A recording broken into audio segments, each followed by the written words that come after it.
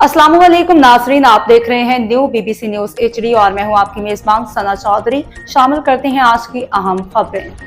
खबर शामिल करते हैं नौशहरा से, जहां हमारे ब्यूरो चीफ रुहुल अबरार की रिपोर्ट के मुताबिक खैबर पख्तूनख्वा के पाक साफ और शफाफ प्रोग्राम के तहसील पबी के मुलाजमीन का तनख्वाहों की अदम अदायगी के पर पबी बाजार में एहतजाज किया। एहतजाज में कसीर तादाद में मुलाजमीन ने शिरकत की। तहसील पबी के मरकजी बाजार में पाक साफ और शफाफ प्रोग्राम के मुलाजमीन ने 3 माह से तनख्वाहें न मिलने पर एहतजाजी मुजाहरा किया।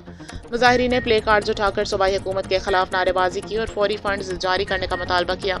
एहतजाज में विलेज कौंसल चेयरमैनों ने भी शिरकत की। मुलाजमीन और विलेज कौंसल्स चेयरमैनों ने कहा कि सूबे भर में 15,000 वर्कर्स तनख्वाहों से महरूम हैं। इस बाबरकत महीने रमजान मुबारक में फाकों पर मजबूर हैं।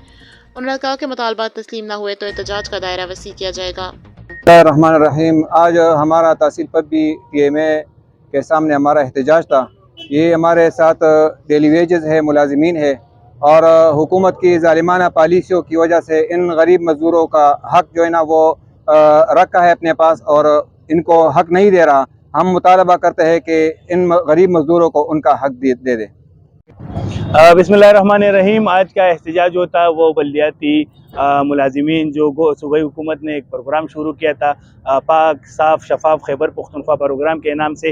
उन्होंने इसके लिए विलेज कौंसिल की सतह पे जो जनरेटर्स जो मुलाजिमीन लिए थे, बदकिस्मती से उनके अब 2 महीने पूरे होने वाले। रमज़ान शरीफ का मुबारक महीना है, लेकिन उनको अभी तक उनका तनख्वाह नहीं मिली है। यही वजह थी कि आज वो यहाँ पे आए थे और अपने हक़ के लिए एहतजाज कर रहे थे, जिसमें यहाँ के मुलाजिमीन और इसके अलावा यहाँ पे जो नाज़िमीन है तहसील पबा के, उन सब ने इसमें शिरकत की।